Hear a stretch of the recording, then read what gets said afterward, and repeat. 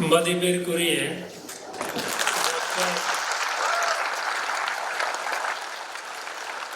K Krishnasamy, மதிப்பிற்குரிய doctor Chandrika Krishnasamy, மரியாதைக்குரிய doctor K Shyam, doctor C A Vasuki, doctor Sangeetha Varma, principal திரு பெல்வின் பாபி மேர்ஜி, மரியாதைக்குரிய ஆசிரியர்களே,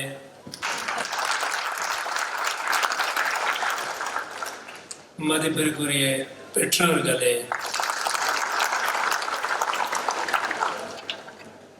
அழைப்பாளர்களே, என் இனிய மாணவ செல்வங்களே,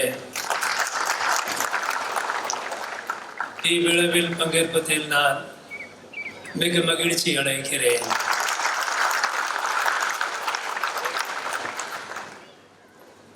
I am happy because this is an educational institution being built with a vision. Today is a special day for the school because it is the first annual day. Today is also a very special day for the whole country. It is the day of our Mahatma's martyrdom day.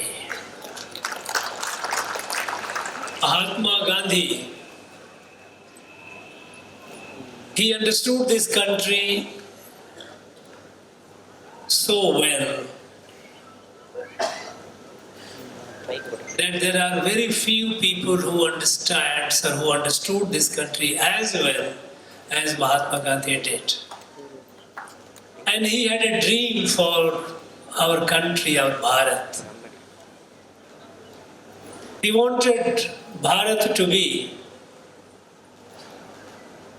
a country rooted in Bharatiya values.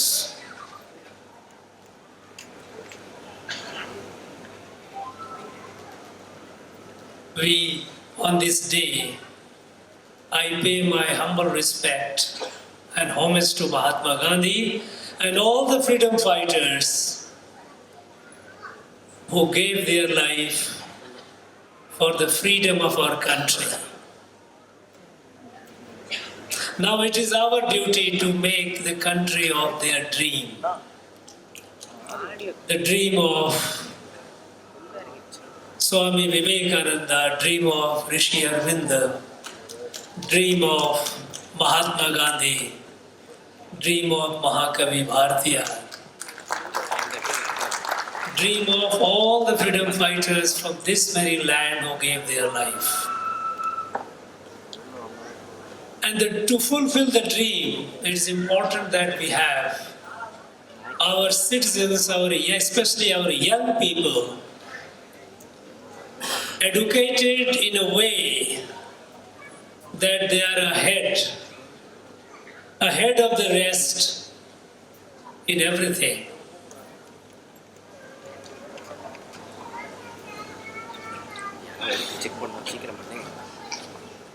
I would like to congratulate and thank the chairman, Dr. Krishnasamy, for this initiative. And I was touched when I had the privilege to unveil the photograph of his parents. You know, in our Bharatiya Sanskriti, in our culture, Indian culture, when we are born with everyone. We are born with 3 readings a date which we need to repay.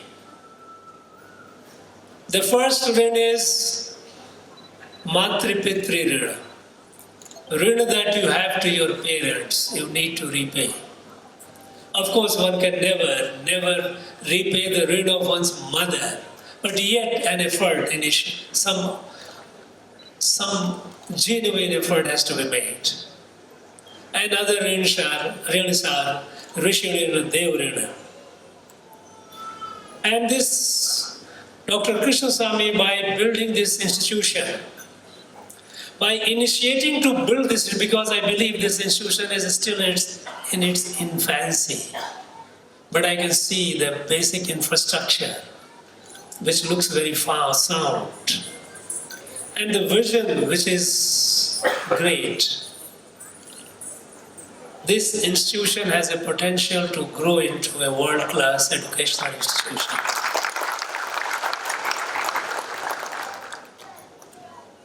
And to be a part of an event organized by such an institution is a matter of pride for me. Whenever it comes to meeting students, whether they are school students or college students, I prefer that to meeting elderly people, those who have seen the world, those who have, they claim this, maybe having a lot of experience, but it is the young people who are the hope of our country.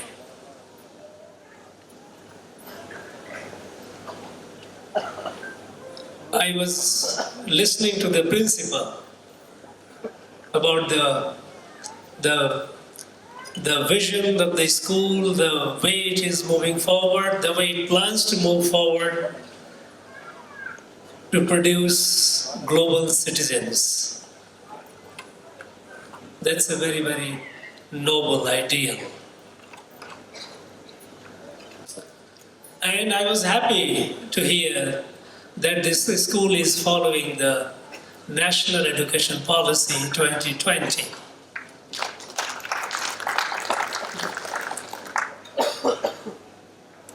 We know, friends, that in today's world is highly competitive. It's a world, it's a knowledge world. And if in the field of knowledge you are not ahead, you are left behind. And if we are left behind, there is no one who worries or cries for you. No tears are shed for you. In this knowledge world, we have to be ahead. And when it comes to knowledge, what kind of knowledge? For a very long time, for almost nearly 7 decades, even after the British left, we continued following an education policy which was essentially colonial in nature, where students used to read books, memorize things, write exam, get degree, and having got degrees, they used to move from pillar to post seeking a job. It's a pitiable sight. A person who is educated, who holds a degree, it should be presumed that that person is capable of not only taking care of himself or herself and her family, but also lead the way. That is the value, that is the meaning of education. But no, all these years, we did not try to move on that line. Before this National Education Policy 2020, this country had 2 earlier education policies, one in the 60s and another was in 1980s. Both these education policies were essentially only tinkering, a small improvement in what it was coming all along. And what was coming along was a colonial model of education. education system created by Macaulay, by the British, to produce servants of the state, servants of the British Crown. Earlier than that, it was servants of the British Company. This was not what Mahatma Gandhi, what Swami Vivekananda, what Rishi Aurobindo, what Mahakavi Bharati and others had dreamed of. As a result, even after 7 decades, our country was not treated with respect. It's only recently, it's not far off, it's all fresh in our memories. India was considered a third world country. Imagine a country of 1.3 billion people, nearly 1/6 of the humanity, and small, tiny European countries and all these countries, they were trying to, boss over. And India, we had lost that sense of pride. We had lost that sense of dignity. We had lost that sense of self-confidence. We had lost the sense who we were, whose descendants we are. We were made servile. No longer today. Today, the world looks at this country with difference. And the difference is there is no international body, there is no multilateral body worth the name on which India does not have a place of pride.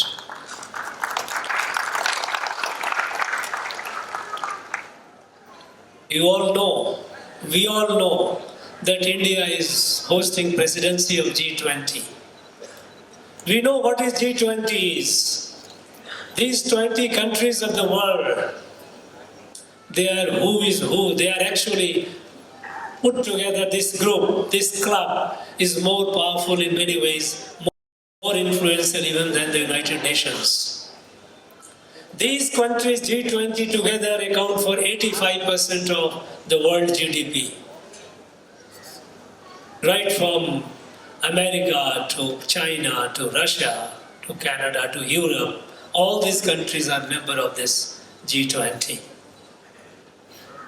And today it's a matter of pride for us that we are holding the post of president. India is the president of G20.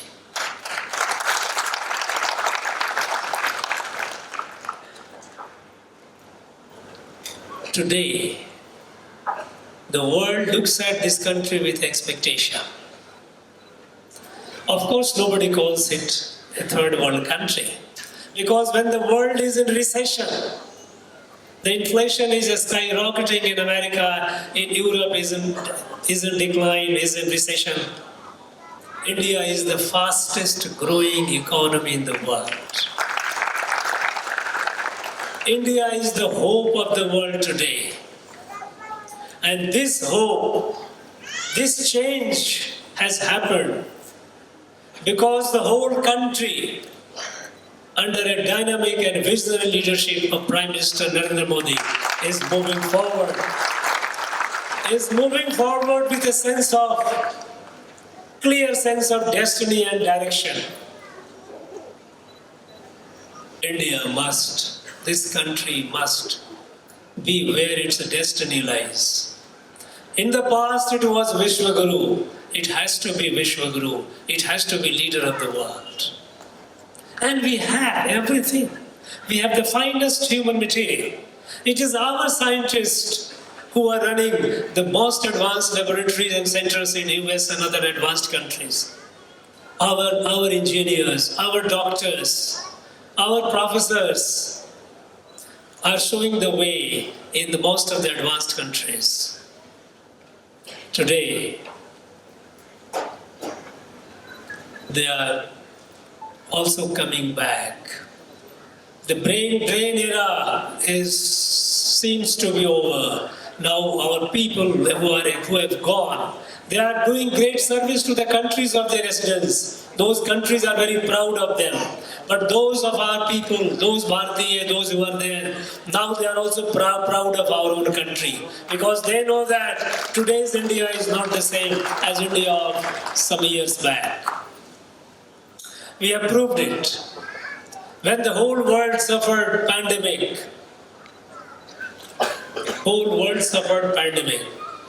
India is the only country. This is the only country which reached out at such a scale to the rest of the world to save the humanity. By giving our vaccines, by giving medicines, by even supplying food. When the advanced countries, when they developed medicines, they saw in it an opportunity to make money, and they started raising the price of their vaccines. We gave vaccines free to the needy poor countries. More than 120 countries got the benefit of India's vaccine. Even when there is a war in the world, we know how Ukraine and Russia, the fight has affected the whole world. The world is divided in two camps. It is only India which stands the ground, to which everyone listens, and even the warring countries like Ukraine and Russia listens to India. And that is what they listened when they were fighting, and when we had several thousand of our people stranded in Ukraine. We had to evacuate them. There are many countries' citizens.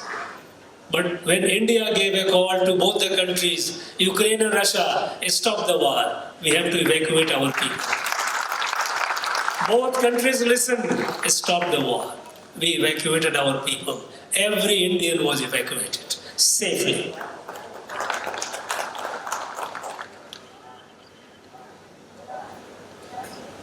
Today, as I said, G20, countries are also expecting India to show the way forward. Because the global crisis that we are facing today, be it climate crisis, be it wars, be it pandemic, poverty, there is a large part of the world is still where hunger is an issue. People are sleeping hungry. On the other hand, there are countries which are wasting food. All these problems, with all these problems, the world cannot be sustainable. And so, everyone looks to India that you show the way, and we will show the way, with the help, with the cooperation of our people. And in this, we are showing not only with our scientific mind, with our advancement in our science and technology, with the progress in our economy, with the rise in our military power, it is also with the fact that we are our compassion. Because in G20, our motto is Vasudhaiva Kutumbakam. Vasudhaiva Kutumbakam is not something which has been coined today. It was there several thousand years ago in our scriptures, in our holy books. This is India's Kalacharam, this is India's Adhyatma, India's Sanskar, Sanskriti.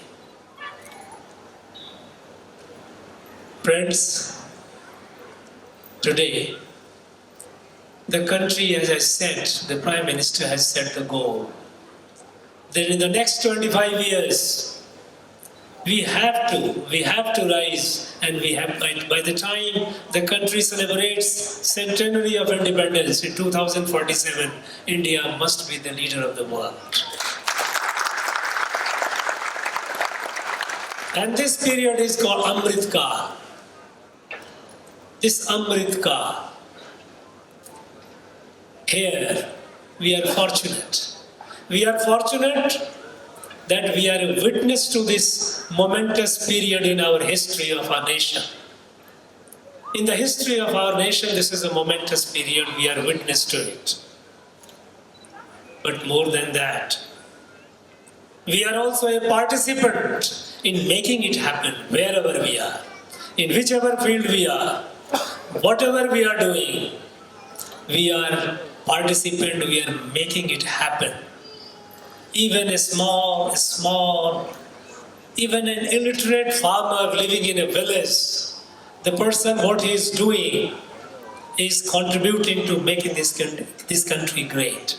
All that we need to do is, we need to make the persons conscious that you are doing it not only for yourself. Whatever you are doing, even if you are cleaning, you are sweeping, think of it, it is for the country, the nation first. And as a result is, within no time, India, from a country with a dubious distinction of more than 55 to 60% people going for open defecation, now we have got toilets in every house. Every institution has got toilets. We are now an open defecation free country. The cleanliness drive, this is the beauty of the present regime, the present leadership. Because the previous leadership looked at this country from patronage. People were all looked upon the state. A state, I mean, whether the state or the government of India or the government of the state, with expectation, you help us, I have a problem, you please help us. Now this servility, it doesn't behove of this country, this great country. It is not a country by the government. It's a country of the people of this country. And it has to be built by the people of this country. And this is what is happening. This is what is happening today. Till about 6-7 years back, we had hardly less than 500 startups. Today we are reaching almost 100,000. Our young men and women are doing incredible things.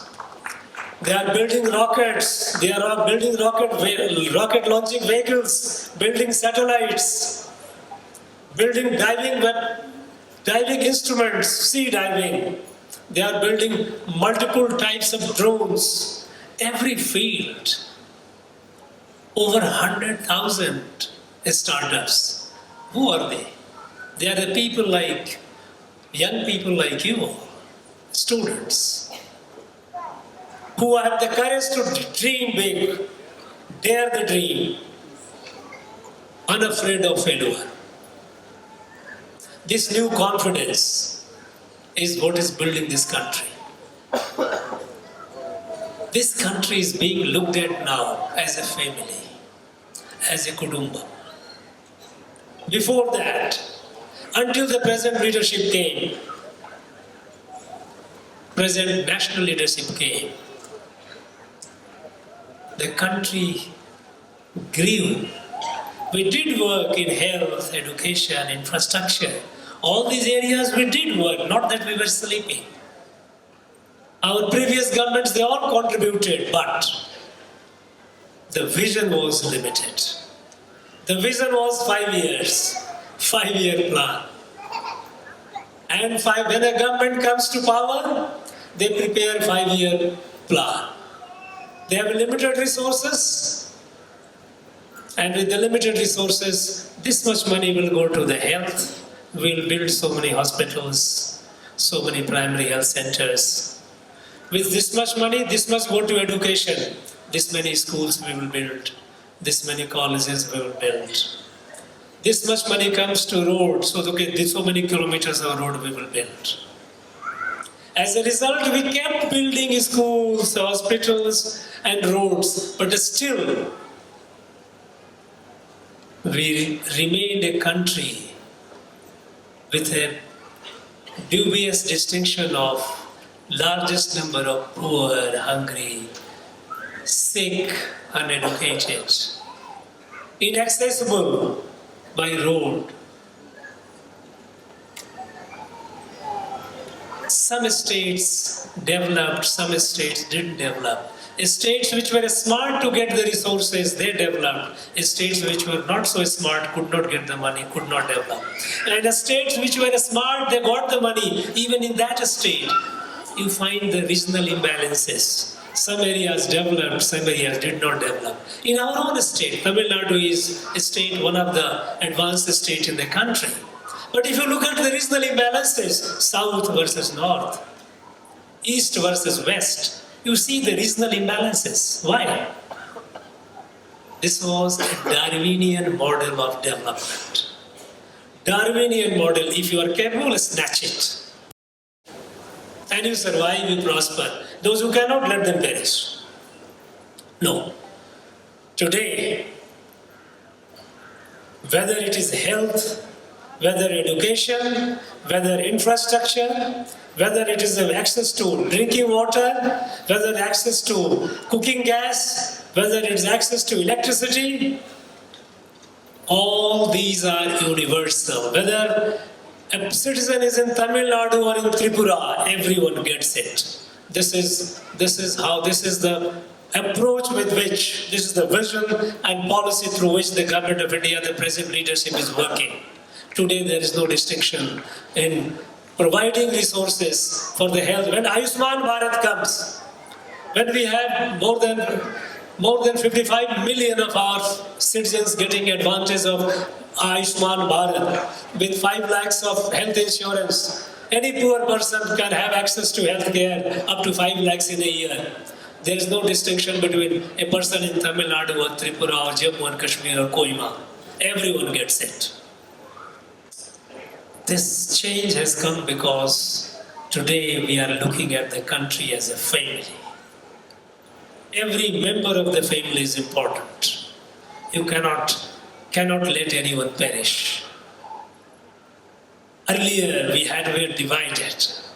Region, language, imaginary theory of race, all kinds of distinctions. And people made politics out of it. Some people prospered, but the country suffered. The country men suffered, country women suffered. Our women, half the population. And when it comes to women, again, very interesting, remarkable, revolutionary change that has happened today is all these years, all these decades, this country had the shame of gender inequality. We had far many more men than women. Because women were, it's not that women were not born. Lack of health care, lack of nutrition. And in some states, unfortunately, even the female feticide, the women used to die. Missing women, there are research studies where we had millions of missing women in our country. Though women who could have been born, they were not allowed to be born, and women, those who were born, they were not allowed to grow as an adult human being. Today, though the latest census is not yet complete, the data is not yet out, but all the sample surveys have revealed that today, for the first time in history in our country, we have women more than men. In our own state, Tamil Nadu, other day on 25th of January, we had National Voters' Day, and data was given to me. I was pleasantly happy, surprised. In our state, we have about 3 crores 15 lakhs women voters against 3 crore 4 lakhs men voters. Now, this change that is happening is because of the revolutionary initiative taken on the healthcare. To provide the women today are not only cooking gas, access to drinking water, potable water, Ayushman Bharat and all these, but also giving them opportunities. Today, all sectors of the government is now open for women, including the defense. Today, our daughters are flying fighter bombs. They are in combat. Now, this is the power of our country. The new power is emerging, is being visible. And in the next 25 years, we have to reach our destination. And in this journey of next 25 years, this school, Thaamarai World School, has to play a significant role. You are producing world-class citizens. Very good. But before that world-class orientation comes, they must have the Bharatiya orientation. When India became free, when the British left, Rishi Aurobindo had written down dreams on 15th of August 1947. Sri Aurobindo wrote down, the first dream of Sri Aurobindo was, Bharat must grow, must be strong enough to lead the way, save the planet. Because he said that in the entire universe, Earth is the only planet which is evolutionary, where there is a life and life is evolving. And on this evolutionary planet, Bharat is the only land, is the only country where several thousand years back, our rishis, they revealed the wisdom of oneness of creation, Vasudhaiva Kutumbakam. We are Mamatma Sarva Bhutatma. This was that oneness of entire creation. We are all hundreds and hundreds of people sitting here. You are all. If I see myself in all of you, and if you say myself in you, yourself, that is unity. The diversity that we have is the diversity, I often say, is like leaves of a tree. A tree has a million leaves. And no two leaves are alike. See it carefully. Nature does not replicate. No two leaves are alike, but all the million leaves are rooted to the tree. Away from the tree, they have no existence. They have common force keeping them together. And so, our rishis, through the time of Vedas, they had given the wisdom, the unity of creation, that every creature on this planet, be it humans, be it animals, be it plant, they are all children of Mother Earth. This Mother Earth children, and being a children of the same mother, we are all members of the same family. And so we don't look at Earth as a resource. We do not, in our tradition, even now, in many areas, rural areas we have, when people go and cut the tree, they first seek forgiveness. They say, look, I need you. I didn't wish to do it, but I have to. We pray to our rivers because they give us life. With this worldview, India is the only country, once it becomes strong, to show the world the way forward. Because the rest of the world is a mercantile world. The Western way of life is mechanical view of life. Darwinian. Swami Vivekananda, once he went to America, he said in one of his speeches, Swami Vivekananda said that the soul of the Western civilization is made of machine. The soul of the Western civilization is made of machine, which is in constant motion. And it uses human beings as fuel to keep itself running. It consumes humans, it destroys humans. In US, if you go and talk about compassion of poor people, they will say, if somebody is poor, no need to be compassionate, he deserves to be poor. Because the person was lazy, incompetent, he didn't have the capacity. Let him die. Now this is the Western worldview. This is something which is destructive. Now, this country alone has in our country, whichever part of the country you go, any part, Kashmir to Kanyakumari, Kutch to Kohima, Kamrup, whichever part you go, people will never by nature would be offensive, aggressive to the nature. We love nature, we respect nature. This is in our sanskar. And this is what is needed today to save the world. And so, to save the world, To lead the world, India must be first capable, must be strong. As Sukraniti, Sukracharya, long back, one of our texts says, Balino Vasga Sarve Durbalasya Chasatruva. If you are strong, you have friends around. If you are weak, you are surrounded by enemies.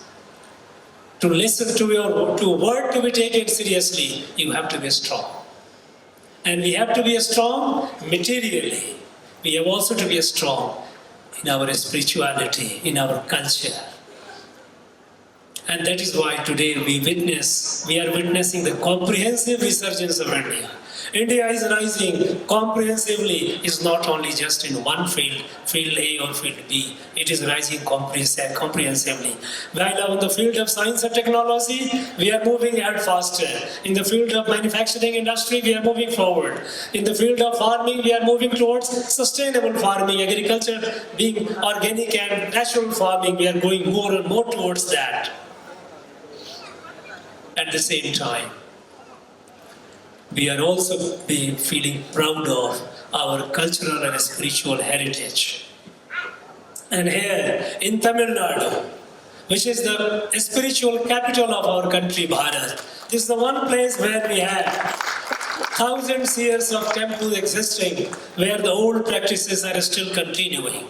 This continuum is nowhere in the world, nowhere even in the country, India. Because in the rest of the country, through 1,000 years of invasion and colonization, they have suffered a lot of destruction. Here, thanks to the people, they preserved it. We must be proud of them.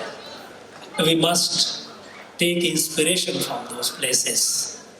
We must take inspiration for our ancient sages, Thiru, Nayanars, Alvars, all those great people, those who have left behind such priceless wisdom. People of the epics of the Sangam period. Wonderful. We need to be very proud of them and move forward. And in this journey, while this school will produce, I'm very, very confident the way it is being laid, the way it has the potential, it seems to have the resources and all. And more than that, the vision and commitment, this school will grow. You grow into an active participant, active contributor to building this nation as a leader of the world by 2047. And you must have, this school also must have a vision for 2047. Where you will be by 2047, and for which you set the milestones, where you will be in 2025, 2030, 2035, and with this vision you move forward. Produce our young men and women who are capable to take on the world. Each one of them bright individuals, creative individuals, full of sparks, intellectual sparks, and compassion in the heart. So what Swami Vivekananda said, Bharat, whose muscles are made of iron, sinews are of steel, but whose heart is Vedantic, heart and mind, compassion. Produce that kind of citizens. That's what I hope, that's what I pray, that's what I wish, that's my advice. With this, thank you very much.